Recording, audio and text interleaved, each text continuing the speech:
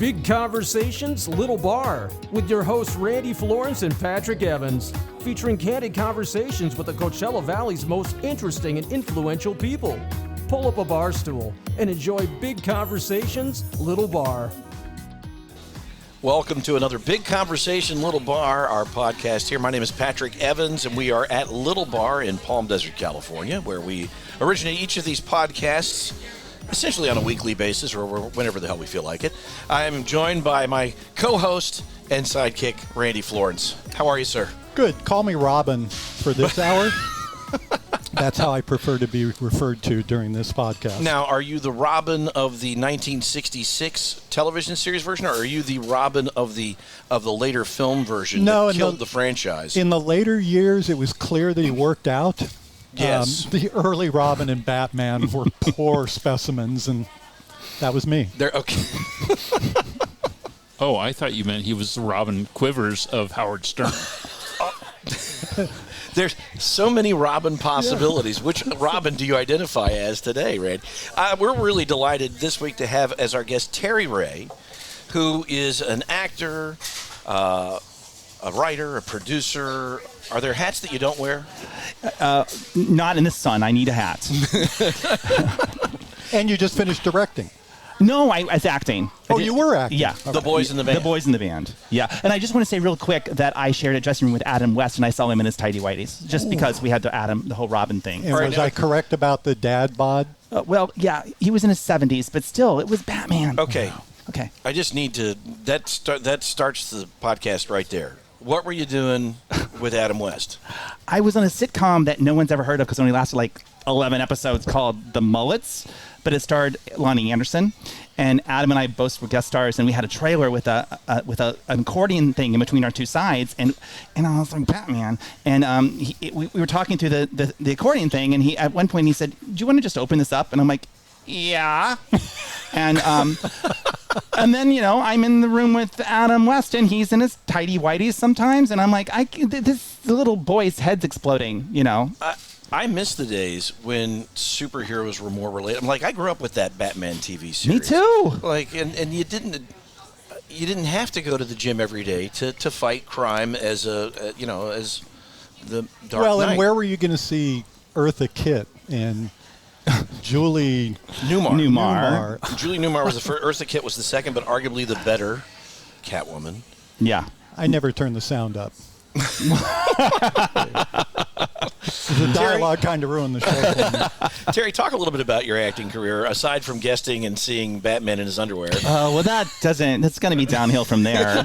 That was the high point. We started at the top. We're going to really slide down the rest of the way. Thanks for being here. Welcome. I've been an actor. If you asked me when I was 3 years old what I was, I would have told you I'm an actor. I don't know where it came from.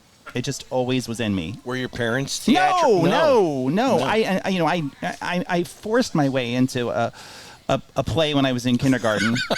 Okay. I held out for the role of the ugly duckling. I got it. Thank you. But yeah, no, I just never had anything else in my brain. That was it. And I don't know where it came from. So I've been an actor forever. Well, let's step back. Where were you born? In Ohio, in a little. I was born in Columbus, but we lived in a little town called Mount Sterling. But I grew up in Grove City, which is a suburb of Columbus. Okay. So now siblings? It's become a travel log. Yeah, right. It's true. It's I told you it's downhill after the underwear. One brother. Was he creative? Is he creative? My brother is such an eclectic guy. He has invented things. He has spent time in Antarctica. He actually moved the South Pole because the glacier, ice moves and they have to relocate the ice. He does weird things. Wow. Yeah. Can we get him on the podcast? That's my next question. I'll get him down here and you can do him. Good afternoon, caller. So you force your way into a play as the Ugly Duckling. Yes. What was your first professional acting gig? I guess my first professional acting gig was, on camera, because I did theater all along. So I was in a play. I was a slave in real life for a theater called Playhouse in the Square in Memphis, Tennessee. I was like what they call an intern, which is another word for slavery. Right? Just a polite term. Yes. Indentured servitude. Yes. I think I made $60 a week. And that's... But you were a paid intern. Now see, that's pretty special. Right, but you still get your little bills and you still have to eat. Oh. Yeah. So I was doing a play, and somebody was going to do a commercial, and they called me in by mistake. They wanted another actor that was in the play, and they sent the wrong one. They sent me. And you snaked the gig. So they said, we want you to get carried away by a mob. I mean, that's your audition. Like, you're by yourself. You got to get carried away by a mob in your audition. Apparently, I did it, and I got booked for 4 commercials, which they were like regional for several states in the South for an auto parts store, and I was so tortured. I made only $150 for the commercials, but I was making $60. So no, I think I made $450 because it was $150 each. But one time they were like, "We want you to drop from the ceiling," and I'm like, "How do I get up there?" They got all the extras with a blanket, and they threw me up there, and they threw me so hard that I splattered on the top of the ceiling, and then they caught me falling down almost unconscious, and that's the shot that they used. It's like, "Oh, look, he's falling through the air." It's just. And here's your $150. Yeah. Thank you. And then they did a thing where they put me on this turntable and they spin me really fast. And these people come in the store and my clothes come off, but I'm wearing these stupid, ridiculous boxer shorts. Back to underwear. That's a theme. There's always a theme. Back to one. We found it. So anyway, after that I was doing, while that commercials was playing, I was doing this children's show in Alabama, and because it's glamorous, and this little kid comes up. And the best children's shows come from Alabama. Right? This little kid comes up to me with his mother, and he says in front of everybody, "I've seen him in his underwear." And everybody looks at me like, "What did you do with that little boy?" And I'm like, "I don't know what he's talking about." And then he starts describing, I'm like, "Oh, you mean on television?" And he's like, "Yes." And I'm like, "Oh, thank God. Okay." And 13 years later, when he was back in public. That's right. Was there ever a plan? If you ask the questions, I'm going to answer. Okay? We want them. Was there ever a plan B for you? You No. wanted to be an actor from the age of 3. Yeah. No plan This B. is all you were going to do. No sense at all. Just this is it. I poverty, whatever. It didn't matter. It's going to be an actor. Still. What is the favorite role that you've done to date? It's got to be my play Electricity. Yes. Yeah. And I saw Electricity. Actually, you had me on as a moderator, which I really thoroughly enjoyed. Thank you. Great play. Thanks. Terry wrote this play, Electricity, and it was the longest-running play in Palm Springs, continuously running. And it's still, we're off-Broadway bound for the second time. We were before COVID, and then everything crashed, and then my producer died, so it was a horrible thing. But now we're back, and we're almost there, and I've been doing this play for 7 years. It's the best role. I had to write it myself so I could get it. Otherwise, no one else would have got it. Where'd the story come from? I was writing these really horrible, soul-sucking TV movies. I wrote 11 of them, and they're awful. Misha Barton and David Odgers. Yes. Oh, yeah, I was going to say you made that up, but you know. I know. Yes, that's right. But that's when I got credit for. I wrote so many of them, and I know why they're bad, because you can give them a script, and then they just dig out all the stuff that's good and fill it with poop, and that's it. And they'll tell you for our listener, we probably don't want to use terminology that's only specific to the industry. That's right. Poop. No, they give you notes like it's a comedy, but don't make it funny, or we don't like characters with flaws. It's like, what? So I did that 11 times, and the last 2 I got credit for, and I'm like, okay, I'm done. And I have to write something where I will not get a bad note, because you take these awful notes and you still try to make it good, and then they take credit for it. What a great note I gave you, because you made that work. But I couldn't do that anymore, and so I'm like, I'm going to write a play, because that's the only thing where the writer's king. And I just sat down, I'm like, I'm going to write a play, and it just poured out of me. The story had to be in there somewhere, right? It just all came together. Yes. Was there any bit of Electricity that, obviously some of it did, but how much of it came from your own personal experience? I have to put some stuff. So I set the play in Ohio, in a town that I knew well, not the town that I was from.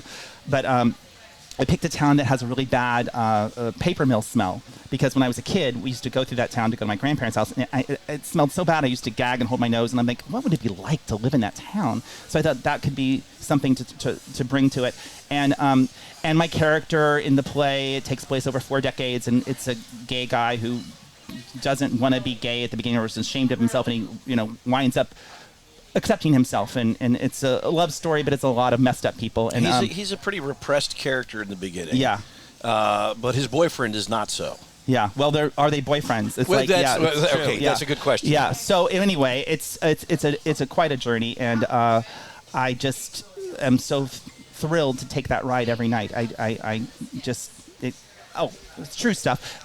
My character goes to a seminary in real life, and I did. I tried not to be gay for an entire year, and it didn't really work out. It didn't. I drank the Kool-Aid, didn't help. Yeah. Did you give it a year? You said at the end of the year. It was actually technically 9 months, Okay. I guess if I would have hung in for 3 more months, it might have worked. Right, I want to ask you about that, if you don't mind talking about it. What was that like? Because obviously it's a core of who you are. Right. How do you run counter to that for that long? It's so hard to explain to people, but it's like, as a straight person, if you were put in a world where everybody was gay and you were still who you are, and you're supposed to be gay but you're not, and it's like, but you got to try to fit. It just and you're like, it's wrong. What you're doing is wrong. So it's like it sucks until you finally go, you know what?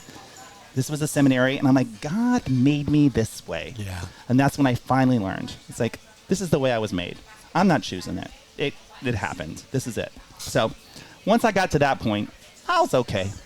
It seems like you've always lived, on the stuff that I've seen, kind of your truest self. Yeah, now I'm just oh, come on, as gay as they can be. Yeah. I mean, hello. So, because I'm a rainbow pooping kind of guy. See, we just used the word poop twice. Yeah. I want to hear the story about you being fired as being somebody's assistant taking care of their dog. No, I wasn't the person's assistant. I was the dog's assistant. You were the dog. So wait, what? You haven't quite graduated to people assistant. Gabby the dog. So I, oh God, okay, I'll try to do this as fast as I can. No. This is a crazy story. So I was a temp as an actor. I was working as a temp, and I got a temp job at this lady who was an interior designer, and she had a dog with a desk. Gabby the dog. He was like, he was like, oh, I love dogs. Gabby had a little desk, and I was like, I'd pet Gabby, and he was friendly. And this lady was, I'm going to have to say, very, very, very, very large. Like her stomach stuck out further than her hands did if she was straight ahead. So she ate a lot. So we went to, I was there for one day at first, and we went to lunch 3 times. And she said, Gabby likes you. Gabby doesn't like people, and Gabby likes you. And at the end of the 3rd lunch, she said, Gabby wants to hire you. And I said, well, that's great, but I'm an actor. And she said, well, Gabby can work around your schedule. David Hasselhoff worked for Gabby. And I'm doing the math. Wait, I'm like, what? Yeah. So this is a long time ago, but I'm not that old, but still, I was trying to do the math, and I'm like, in Gabby's lifetime, David Hasselhoff could have not been famous for a little bit of a year and a half or something. So I'm like, okay, maybe. So anyway, I accepted Gabby's offer, and I was his assistant. What I would do is I would tell him stories about ducks and farmers. And he liked it a lot. And he would look out the window for a duck, and he'd look out for a farmer. And he was super smart, and he could hold up fingers, and you say how many fingers, and if he had 7, he would bark 7 times. The dog was crazy smart. And anyway, this lady, we flew to San Francisco. She was large. She got stuck in the aisle just going one seat, and she broke her ribs, and so she had to stay in San Francisco. Gabby and I flew back to L.A., and we had several weeks of just nice magazine reading and talking about ducks and farmers. It was great. But then we had to go back to San Francisco and fly up there, and he flew in this whole environment thing, and I get to San Francisco and no Gabby. What? Yeah, Gabby had gone to Vancouver, and so that wasn't good. So I had to keep telling this lady that we were still in LA, didn't catch the plane, and I'm like, in the meantime, get Gabby back. So I get Gabby back eventually, and he is ticked. I mean, he's so mad at me. He won't look at me. He sits in the car, and I say, there's a duck, and he just turns his head like, no, I am not going to look at your stupid duck. He would not look at me. He was so mad, and then I held him to take him out of the car to give him to his mama, and as soon as he saw her, he peed all over me, and she said, oh, Gabby has fired you, and he did. He did it on purpose. And so You were fired by the dog. I was fired by the dog. I was standing in the street in San Francisco with a pee-soaked shirt and no plane ticket back, and that's how I got fired. And then one day, I was at a party with David Hasselhoff, and I'm like, I'm going in for the answer. So David Hasselhoff is talking to somebody, and I'm like, I'm so sorry. Excuse me, I have to ask you this. And I said, do you know a dog named Gabby? And he's like, what? And he said, tell me. And I tried to go fast. He said, no, I want to hear it all. So I tell him everything. And then at the end, he said, I didn't work for Gabby. But he said it in a way that I wasn't sure because he had his friend with him. So I was never really sure if he did or not. And then the next day, he's filmed eating a hamburger crawling around on a hotel floor. I can't discuss that. I can't discuss that. Really? Well, I mean, that is public. David has wound his way through our podcast. David is he recurring? Oh. He is a bit of a recurring character. And he's going to sing our theme song when we have one. Good. In German. It'll be really big in very Germany. famous. Yeah. But no, that's a matter of public. He ate that hamburger in Vegas off the plate on the floor. Really? There's more to that story, but we can't go into that. You're currently doing the Actors Studio.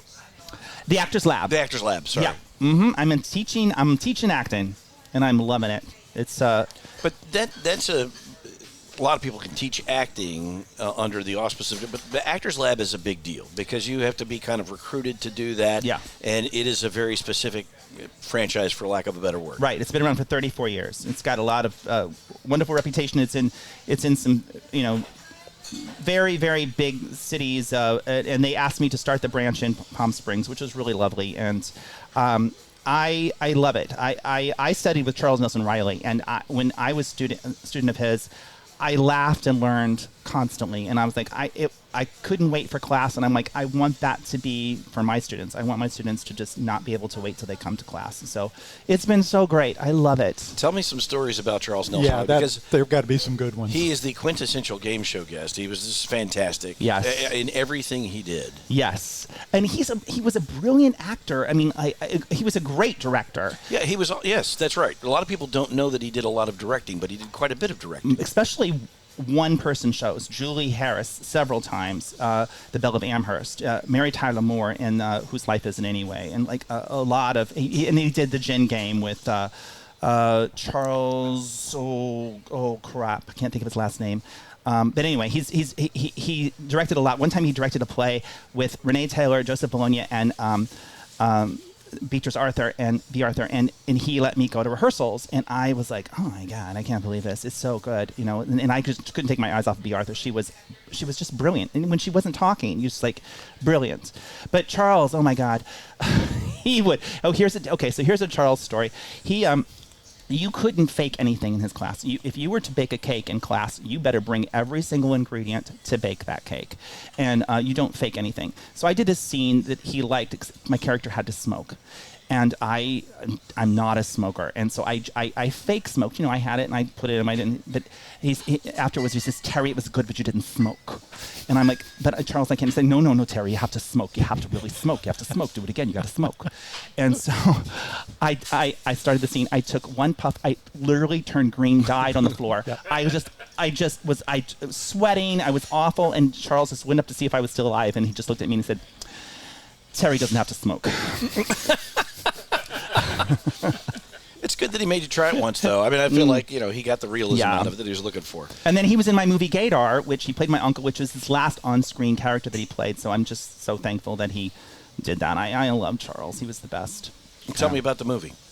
So this is the first time I literally started to write and create my own stuff with my friend Larry LaFond, who also lives in Palm Springs now. So Larry was a casting director at Nickelodeon. I did a lot of shows at Nickelodeon, and he wanted to direct, and he wanted me to get a bigger part because I was just doing small, guest star things. And he said, why don't we do a film together? And I said, great. So I just came up with this idea of Gaydar, which is this gun that tells whether people are straight or gay, and like, what would we do with this thing? And And it just turned into this wonderful thing, and it's got a lot of stories connected with Gator. Gator was crazy successful. It was in over 120 film festivals, won a ton of awards. It was on HBO, and it's a short. It's a 20-minute short, but it did crazy well, and it had a Gator gun spin-off toy with my brother made, and it was just amazing. We've got to get the brother Merch. on. Yeah. We've got to get the brother on the show. And we shot it. You're going to like this. So we shot it with this big 35 millimeter real deal camera, like a real movie camera that Larry's partner, Mark, owned because of something I'm going to tell you. He helped with Panavision, and he would fix things for free, and they let him pick the parts of a camera. And he knew what he was doing. And he wound up being able to prove that was the camera that shot Star Wars. And then, so that's what we filmed Gator on. And later, that camera sold for over $500,000, the highest price I ever paid for a camera. That's an amazing story. Right. Crazy. It's remarkable how Star Wars keeps showing up on our podcast. Another recurring? Well, because Judith Chapman, who I'm sure you know, she auditioned for the role of Princess Leia. She did. At George Lucas's request. My God. And we learned that on Big Conversations Little Bar. So, well, now this camera would have shot her if she'd gotten the part. Very cool. That really is an amazing story. I want to go back to something that I saw a little bit earlier today. And you tell me how you got there and then what came after it. So, one thing we have in common is that I have a family member who's been on a game show with Chuck Woolery. Oh, my God. Please tell me about that episode with Scrabble. It just looked like Chuck was like, who am I dealing with here? Yeah. Yeah, so I was absolutely broke, and I had just moved to LA, and I had been coming off this my big savings of $60 a week, so I came loaded, and I was driving a car that at one time I had left burning on the freeway, on fire, but somebody threw snow on it and put the fire out, and I kept driving it. That's what I drove to LA, and it wouldn't go up a freeway ramp anymore. It was like, so it didn't go up inclines until my friend, she said, I'm going to book you on a game show. She applied for me, and I got accepted to be on Scrabble. And when you do a game show, at the time, I guess it's probably still true, if two people playing, they would put 3 names in a hat and they would draw out 2. 25 times I wasn't picked. 25 times. So I was there forever. I was there forever, and I got to know everybody, and I organized. It was so long ago. Just put a union of I organized a participants. party in Johnny Carson's parking space. I was there so long, so we tried to see how many people we could fit in his parking space, and so finally I got picked. And by the time I got picked, I wasn't nervous at all because I'd just been like, I'm next. No, I'm next. So I finally got it, and I just decided to be whatever. I was so crazy and wild. I was on for 4 days, and I was insane, and at first Chuck Woolery didn't know what to do with me, and then he decided that he was going to have fun, and we just played and got laughs, and I got recognized for over a year from that, and he sent me a note that I was his favorite contestant he ever had. Wow. But here's an example of how many people watch that show. This is a game show. So I didn't have any money, and I was like, okay, I'm going to buy. I won $14,000, which to me was That's a fortune. Yeah, it was a fortune. So I bought a truck, and then I was going to buy a stereo because I'd never had a stereo. There's a million different pieces of stereos are super big. So I go to Circuit City to buy my stereo, and I'm coming out, and it's boxes everywhere in this cart, and a gang. A Latin gang comes straight towards me. I'm like, I'm going to get robbed. I can't even get to the car. First new stereo. Yeah, I'm getting robbed in the parking lot. And this gang, literally, with the bandanas and all that stuff, they go, Terry from Scrabble. And they help me load it in my car. It's like, oh my God, they watch Scrabble? Do not judge. Do not judge people. He was the only participant who might have been happy winning a year's supply of rice-a-roni. Right? I was. Because you were broke. I know. And I was named. I outed myself. You can YouTube this. You go Terry Ray on YouTube, blooper or whatever, Scrabble. I outed myself on television on Scrabble without meaning to, and it was named the 3rd gayest moment in the history of game shows after Paul and Charles Nelson Reilly. I am number 3. I saw that. Congratulations. Yeah, number 3. That's how horribly gay I was. To be mentioned in that stratosphere of those two other names, come on, that's a big deal. Highly honored. I mean, because Paul Lynn as the center square. Yes. Paul Lynde, when I was 18, tried to pick me up, but I was too stupid to know it. Yeah. So I'm just... You could have been a box on Hollywood Squares. been boxed up. I don't know. I have a very good friend. I'm not going to say his name, but he's a good friend. He's a singer here in town.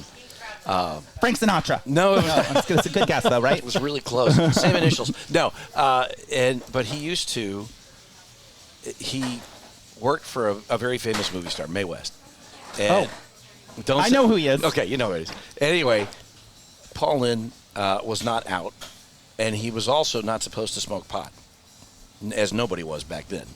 But Mae West had this house that had this kind of secret room, and he would go down these stairs, and everybody would go over to my friend's house in Hollywood, which was really Mae West's house, and they would all smoke pot. And Paul Lynde was one of those guys who was secretly gay and secretly smoking pot. Well, what I loved at the end was two things. One of the things Chuck Woolery said, you gave an answer, and Chuck says, "It's been like this for 2 days, people." And then the other thing I loved was when he said, "What are you going to do with the money?" You said, "I either need to buy a jet or a muffler."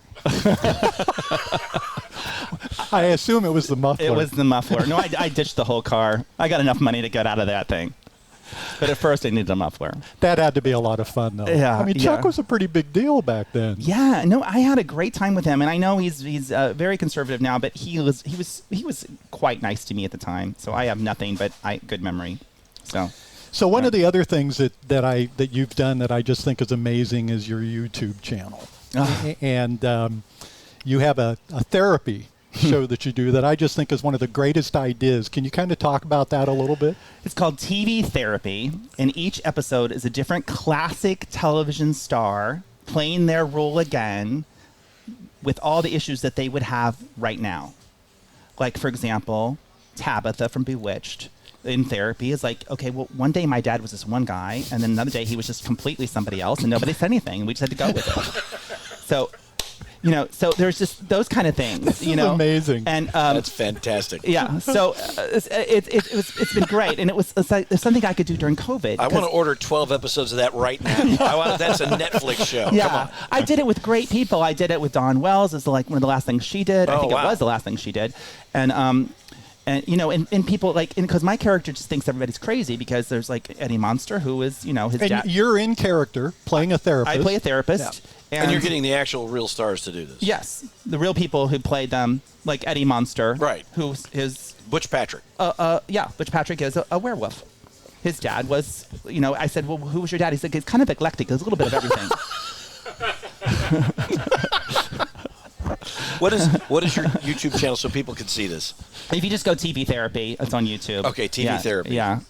Well, that is hysterical. I mentioned to Terry earlier that several of the people that he's interviewed were like my original TV crushes. Me too. Juliette Mills from The Nanny and the Professor literally might have been the first person I ever had a crush on. She is a good friend, and I absolutely adore her. Yeah, she was in a series that I wrote and starred in too. That's how I met her. But she's lovely. I love Juliette Mills. She's terrific. All right, so you're in LA and you're doing all this stuff, game shows. writing TV movies. How did you end up in Palm Springs? What brought you out here? Electricity did. So I was doing the play in LA, and I had a producer named Michael Darner who lived in Palm Springs, and he.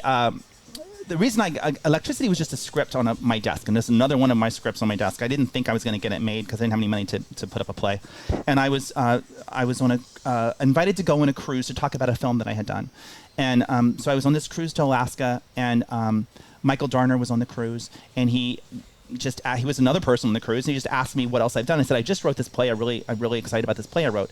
I didn't remember that conversation. So later, the film came to Palm Springs, and he came, and he said, what happened to that play that you wrote? And I said, he said, I'm an architect, but I would like to read it.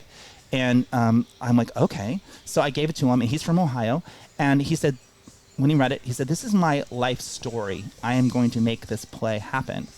And so because of Michael Darner, we did it in LA, and it did really well. And then we were like, what else can we do? And we thought about doing it, because the whole thing takes place in one motel room. We thought about doing it actually in a motel, immersively, with the audience in the motel room with us. And he had friends who owned Indulge. So he said, they said, great, let's try it. And we did it for like a year and a half. And it was playing. And then we also did it at Oscars. And then my building sold in LA, and I had to move. And I'm like, I think I could just go to Palm Springs, and it'd be a lot cheaper, and I wouldn't have to get a job because I had rent control for like 30 years. So I seriously, so I was like paying nothing for rent, and I'm like, I don't want to get a job just to pay rent. I won't be able to be creative. So I moved here, and then my co-star moved here, Mel England, and then our director Steve Rosenbaum, who I'm doing The Bent with, moved here. So we all moved here because of Michael getting us that connection, and then Michael passed away right before we could, do stuff. So yeah, but. That had a sad ending, but it was a good story until then. It's still a good story, though, because the play is a remarkable piece of work, and you're going to be off-Broadway with it, so yeah. It's still a good story. It is I'm a good sorry story. that Michael is not here to see that, but it's important that you continue to do it. Yeah, he'd be proud. Let's talk about The Bent. You saw a niche in this valley for theater, gay theater, to tell these stories, and you decided, let's just go ahead and do this with Stephen. Right. So we had, both of us had just acted in a couple plays at the Desert Rose, and which was great. It was the first time I had a chance to do something besides electricity, and then the Desert Rose went under, and I was like, we can't not have a gay theater in Palm Springs. So Steve and I were like, let's do this, though we had no money, and we just did it. We formed did the nonprofit thing, and we each put $20 in the bank, and the Scrabble money was long gone by this time. It was slightly gone. Okay. Yeah, slightly gone. Like my hair. Yeah, like my hair fell out just as fast as that did. So we then by the time we paid for checks, we had $4.95 in the account, and we're gonna have to wait. We have to do fundraising and all this stuff. But then the Palm Springs Cultural Center said, hey, do you want to do electricity here? And we're like, oh, we're going to go to off-Broadway with electricity, but I have another play and that I just wrote during COVID called The Lincoln Debate. And I'm like, what if we do the Lincoln Debate to launch our new theater, and then we'd have money? And they said, they would partner with us, and they would front the expenses, and then we split the tickets. And so because of their generosity, we were able to launch, and then the Lincoln Debate did well. We were able to buy rights to the next play, and then we didn't. It's just kept growing. The Lincoln Debate is, I had you on Eye in the Desert to talk about this, but you pull all historical information. Mm-hmm. You're not creating anything here. No. What you're doing is shining a light and letting the audience kind of judge. But tell people the premise of the Lincoln Debate. So Abraham Lincoln, most people don't know this, but Abraham Lincoln slept in the same bed with a man for 4 years named Joshua Speed. Slept not in the same room, in the same bed. Which was not uncommon. Well, but not long term. Like men would travel together to save money, but and also there's stories about some other people who would sometimes stay over there as well. So obviously there was 2 beds. So they had an option, and it was 4 years. And if you layer that in, history records him as Lincoln's best friend. And if you just follow the story of Chase and Lincoln, you get one thing. But then if you also talk about what happened when he was courting Mary Todd at the same time, and you layer them over because they actually happened exactly the same time. He broke up with Mary Todd when Joshua Speed, he was engaged to Mary Todd. He broke up with her when Joshua Speed had to leave town, and he went with him. He went to Louisville to visit him, and he dropped Mary. So he chose Joshua. Yeah, I mean, and there's just when you put it together, and then there's these letters, the letters that Lincoln wrote to Joshua Speed. We don't have the letters that Speed wrote to Lincoln, but we only have one side, Lincoln's letters, and oh my God. I mean, he's freaking out about the wedding night. There's all this stuff. And you put it in context. And I don't think anybody had done that, layered them together. Like, what's happening with him and Mary Todd at the same time these letters are happening, and the same time all this happening. It's crazy. We do it in a fun way, but also I don't make up a thing. It's all true. So where did you get this idea? Like, where were you doing this research and started to connect these dots? Well, I didn't know all of it. First, I knew there was letters. That's all I knew. I knew there were letters. So I'm like, let me just study these letters and see if there's a play here. Because during COVID, I was like, I don't know what to write about. I knew I had the time to write, but I'm like, I I don't want to write about COVID because people are going to be sick of it when it's over. And politics were sucky. I don't know where the world's going to be. Let me write about the past. And I've always been fascinated with Abraham Lincoln because we have the same birthday, and I love all that stuff. And so let me just explore these letters. And when I started exploring the letter, I looked at contemporary biographies. They were no good because people have already made up their minds. So I had to go to the actual letters of the people who knew Lincoln. And when I did that, I was like, oh my God. There's gossip. Joshua Speed was not the only person Lincoln slept with. He slept in a store in a bed with somebody else. Okay, all right. Maybe he was poor. Let's see. But then in the White House, well, there was no Scrabble back then. There was no Scrabble. In the White House, there were diaries, gossipy, of when Mrs. Todd wouldn't spend the night in the White House, that the guy that was Lincoln's guard would sleep in the same bed. Wow. The end of the little paragraph says, "What stuff?" So it's like, there's a lot of evidence that Lincoln had. What happened interest. to Joshua? So Joshua, they both had to get married back then, right? Especially Lincoln was going to be a politician, and Lincoln basically picked out Joshua Speed's wife. And they were supposed to both get married. Lincoln broke his off, but when he was visiting Speed, he hooked him up with okay, you're going to marry her. And so he never had children. They lived happily ever. He was a slave owner. He had a huge plantation, 50-something slaves in Louisville. The house is still there. And but during the Civil War, Speed helped Lincoln, knowing that he would give up. It would cost him his slaves and things. He wound up helping him. Wow. Yeah. So, what was your? I know the way you wrote the play, you allowed the audience to kind of make the call. What's your call? I think he's one of the initials of the LGBTQ, whatever, LGBTQ, whatever. Cocktails. Well, this seems they can't see that we're drinking cocktails, can they? But they know because we're at Skip Page's Little Bar. It seems so logical now to be asking you about Loni Anderson. Loni Anderson. Well, first of all, you can talk about Loni Anderson as long as you'd like to while I'm sitting here, but talk to me because you had a relationship that spanned. I think we need to refocus. Do you have a little crush on Loni Anderson? Yeah, well, Is there something we need to talk about? I just got over Juliette you Mills. like all my girls. I do. Did you like Dawn Wells too? Did you like her? Listen, I kind of like Charles Nelson Reilly a little bit too. Good. So All right. yeah, all of my girls, all of them. So tell me, how did that start? Because you had a relationship that spanned a few different things with her. Yeah. So I met Loni when I did the sitcom with Adam West in his underwear. Going back to that, she started. What a great name that would have been for the show. Adam West in his underwear. I think it's what I call it. So and Charles was a part of that because Charles and Loni were really good friends because of Burt Reynolds. And so I knew I had like a little in with Loni. I was going to say, "Hey, I'm Charles Nelson Reilly's acting student," and she was like, "Oh my God!" So that week we chatted as that, and then when I wrote this show called with my friend Wendy Michaels, we wrote a show called "My Sister Is So Gay," and I thought, Wendy, we're just going to write it. We're not going to worry about who's going to play what role until we write it. Let's just write it. And then we knew the mother needed to be a star, so we wrote it. And she said, "Who's going to be the mom?" And I just said, Loni Anderson. And I'd only met her for that 1 week. And he said, "Can you get to her?" And I'm like, "Well, I was in a show with her once, and I have like a picture of us in a clip. Maybe I can send that to her agent."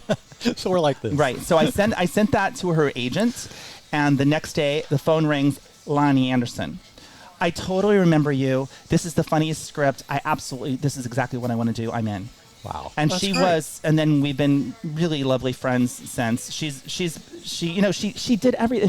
She made nothing on this show. We filmed it in my house, so she came over and she did her own makeup. She brought these beautiful clothes. We did 2 seasons of this, and she was so supportive and did everything for it. And I'm just like, I love her. And often there's wonderful things that I want to do with Loni, and she's so cool. She's cool. She's got the best stories. She's got really good stories. I can't tell them, but I can listen to them. They're really good. We need to get Lonnie Anderson to do it. And his brother. Yeah. And we need to have them. The two of them, we got a together. show. I think that would be a hell of a show. Loni, you're going to have to give some. She's got some stories with some big stars in them. Mm-hmm. You know, the therapy show that you did, you talked about some of the old-time TV stars that were on there. One of the really funny ones that I thought was Ted Lang, Isaac from The Love Boat. Yeah. And he starts out by asking his therapist, what can I make you? What kind of a drink can I make you? Oh, that's outstanding. I can't wait to go back and watch. I have not watched that. Oh, yeah, I think you'll like the TV therapy. But Ted, I thought Ted gave like a news scoop because he said while we were doing it, and I'm like, Ted, did you want to say that? And he said, yeah, that he and I know her actress name, but I can't think of her character name. Lauren too is what? Julie. Oh yeah, Julie. He and Julie had a thing. No way. And he just said it on the show, and I'm like, what? He was serving up more than cocktails. Right, so to speak. It was a therapy session. But I thought that I'd never heard that. I'm like, this is a news scoop. It was the Love Boat. It was the Love Boat. It was the Love Boat. Who was it? He said somebody. Only one actor asked him, who was it? It was like a sports guy. It was like Joe Namath or something. Yeah, I'm not sure if it's Joe Namath, but I'm just saying that. He said, looked at him and said, you and Lauren, something's going on. And he's like, no one else had noticed it. Really? Yeah. Even Steubing didn't notice it. Huh? No. Well, but you look at the names that were on here. Alexandra Paul from Baywatch. Yeah, that was great because her character was, came back as a dog. So, that's crazy. That is crazy. What? Yeah. When they killed her off, she came back later as their dog. It was, they did. In Baywatch. In Baywatch, yeah. I must have missed that season. Yeah. They thought it was the spirit. Her spirit was in the dog. That was one of those, like Randy said earlier, I think in this podcast, it's what you watch with the sound down. Well, I never had the volume when the up dog on started Baywatch. running in slow motion on the beat, you knew who it was. I knew exactly who it all was. 8 of his little boobies are going back That's and forth. Alexandra Paul. Yeah. All 8 of them. Because, Has there ever been a time where you've been sitting across from somebody like that and just got, oh my God, I can't believe All the time. all the stuff that had to happen for me to be sitting here? All the time. I was super starstruck as a kid. This is so weird. This happened this week. Somebody from Diane Sawyer's office called me because they read this thing on my website. Because when I was a kid, I used to pretend to be a reporter so that I could meet all these stars that came through town on this one theater. Every week it was a different star. I never wrote a thing. I just interviewed him. I pretended like I was a reporter and got away with it. And so anyway, so I've always been starstruck. I've always been starstruck. But yeah, like I, for example, the first time I met Dawn Wells, who wound up being a wonderful, wonderful friend. She called me up. I was visiting my mom, and I'm in my backyard as a kid, where I was when I was where I lived as a kid, and where I was starstruck, and she's asking me questions about boys, and I'm like, I'm sitting where I was when I was 12 years old, and Mary Ann is asking me about boys. This is just so weird. But, cool, right? That's very cool. Right. So, yeah, I try not to be, but I am still like, oh, my God, especially people that I knew from when I was a kid. Contemporary people, I'm not that way, but with the old stars, I am like, oh, So Yeah. what's coming up for you? What are you working on next? Well, we're really working on electricity going to New York. And I really want to figure out what to do next with the Lincoln debate. I think it has legs. So I'm I think that really, It's a hell of a story. Such a brilliantly conceived, pulling from the original texts and setting up the ability for the audience to kind of see what was going on, concurrently in Lincoln's life. Yeah. It's really brilliant. It's fun, and it's actually funny, and it has heart. So I'm really proud of that script, and it's completely different than Electricity, which is what I wanted. And of course, the Bent is. I've been so crazy in the last since December. We've done 4 plays. I played the lead in 3 of them. I wrote 2 of them. And the 4th one that I wasn't in, I had 3 hours notice to go on stage and play them. So it's like my brain is swollen with lines. It's like, there's a lot of dialogue up there. What's up next for the next season with Bent? We haven't announced it yet. It's still a secret. Nobody's listening. You can announce it here on the podcast. Well, I could if I knew what it was. Yeah, that explains why he hasn't announced it. That's part of it. We'll save that scoop for Eye on the Desert. Super secret part. Yeah, we'll do that. All right. Yeah. Mm-hmm. But that's so you will continue on at the Palm Springs Cultural Center. Yeah, they're your partner in this, and they've converted one of their big theaters into a live stage. Yes, it's the perfect. We wouldn't be able to survive without them, and they have been so kind, and we're getting to really thrive and do great stuff. So we've gotten just starting out, we've gotten so many great reviews and such. We've had full houses. I mean, we've been selling out, and it's crazy. It's crazy. So in hindsight, this was a good move to Palm Springs, I've wasn't been it? busier than I've ever been. Yeah. What do you do, and do you ever try to shut down? And if you do, what do you do to shut down? You mean personally shut down? Yeah, just take it easy for a little while and slow your brain down. I don't know what that is. Never happens. No. People are like, I have a friend who keeps telling me he's bored. I'm like, what is bored? I don't get it. There's always so much to do, you know. Like, well, look at this one. This lazy one over here. It's Mr. Patrick Evans, who never does anything. How do you squeeze in this minute right now? This is not work to me. Okay, good. You know, I have you and I in the desert, which obviously is part of work, but that's the fun part of my day. This is just kind of, I view it as kind of an extended version of Eye in the Desert, where I get to actually have a longer conversation with some people that I really enjoy. And also Randy's here. And me too, yeah. People he enjoys, and Randy's here too. Wow. Wow. Listen, I didn't enjoy spending time with myself either. The love is so deep, I need to lift my feet up. It's getting really... One other thing I wanted to mention here. You really stretch as an actor, and I love that so much. Credits that I've read. In the movie Elvira, you were the nerdy town person. Mm-hmm. In Living Color, you were the man with shish kebab. Days of Our Lives, you were the French waiter. Uh-huh. And Kenan and Kel, you were the peppy employee. So you haven't been typecast. No. You can play anything. I mean, you were a man with shish kebab. I was. That was my... I would imagine if Hollywood's looking for a man with shish kebab, that would be me. Terry's the guy. Every one of those is this crazy story. I'm going to tell you that story really quickly. Okay, so that was my first time to do a TV show. It was in Living Color. Like, hello. What a show. So I got cast to do a sketch with Chris Rock. And he did this character called Cheap Pete, and his character would ask how much something cost, and he goes, "Good Lord," and then he would just say, "I'll give you this much for it." And so it was a restaurant scene, and everybody was in it from the cast except for Jim Carrey. He wasn't in the sketch, but when we went to film in front of an audience. Chris Rock said, I actually don't remember what the real line was, but I had my shish kebab, and he said, well, how much for your shish kebab? And I told him, and he's like, well, good Lord, how much just to lick your stick? And which was funnier than what was written. It was funnier than what was written. I will give Chris Rock that, but the censors wouldn't let him do it. And so even on Living Color, Living Color. Wow. So they wouldn't let him do it, and he walked off the set. And I'm like, this is my scene, and he walked off the set, and there's the audience, and over an hour we sat there, and he finally came back, and they told him how to do the line, and when he did the scene, and we came to my scene, he said the real line like this. Oh. So ruined the scene. So it got cut. Oh, so it never made air. Yeah. Oh, what a bummer. Yeah. Yeah. Have you ever talked about how he ruined your life? Yeah, I'm going to talk to him. I want to slap him. Yeah. I'm upset about it enough. I'd go with you.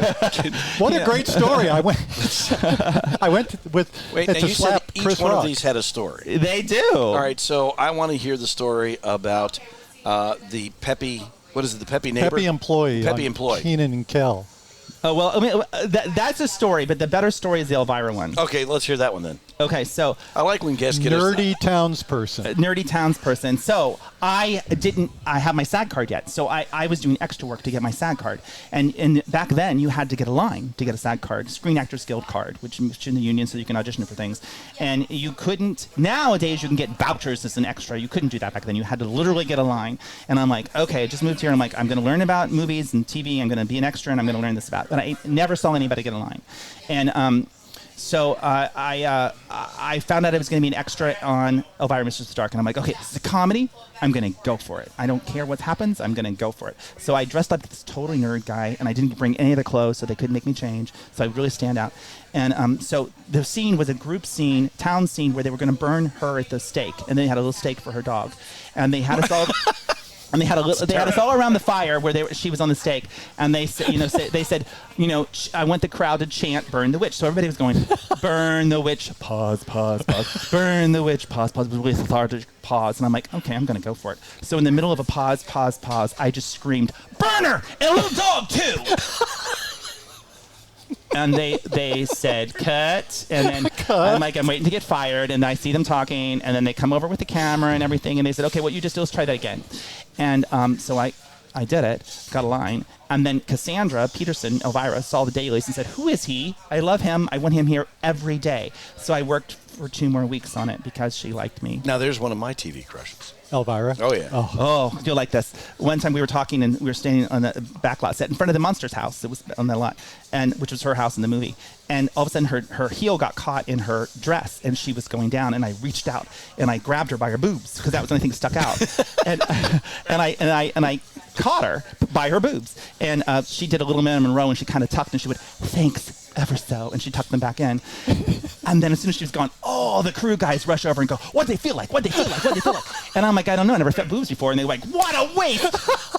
What a complete waste. Although, if there is one set of boobs that you're ever going to feel in your life, I mean... those, well, yeah. I guess I took them for granted. But I did. Didn't know what you had. I took Elvira's boobs for granted. A bird in hand. This may be the new top-of-the-line story for the podcast. Yeah. But then they did they just like a year or two ago, they did an anniversary DVD release where they had narration, and she narrated. And she mentions me like 3 times because she was just so kind to me and that. So it was a good time. Terry, this was awesome. Thank you for being here today. Thank you for I was having so me. excited about having you here today. Just from watching you walk out of the ocean up to Mary Ann screaming, help me. That right there hooked me into you. Aw, thank you. Thank you. Randy had texted me some time ago, and he's like, have you ever heard of Terry Ray? Do you think we could get him on the... I'm like, I know Terry Ray. Terry's been on Eye on the Day. I'm sure he would do But I was podcast. still hoping that you'd come on, even knowing Patrick. Yeah, in spite of. Yeah. I mean, I did have to think about it, but then, You could feel the love in this podcast. A lot of love. It was fun. This has been great. Fun, Thank you Terry. so much. It was so much fun for me because I've known you, but... we haven't got to talk like this. No, we've never had that opportunity. And Randy does fantastic research, which I Yeah. do very little of. So you've done a lot of stuff that I didn't know about. So this is really cool. Cool. Thank you just for did. being here. Oh, well, you're welcome. We appreciate all of you, each of you, the one of you listening. Both. Oh, we doubled our audience in a week. Thank you, Terry. Wow. Terry's You had to get a name in here, right? We did. So you should try that. Charles Nelson Reilly.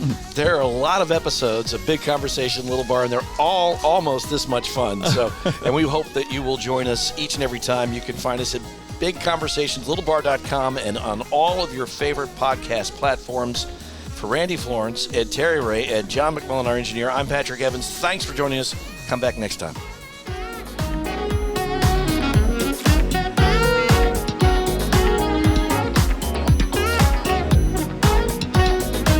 Thanks for listening to Big Conversations Little Bar. Join Randy and Patrick next time as we keep the conversation going right here on Big Conversations Little Bar.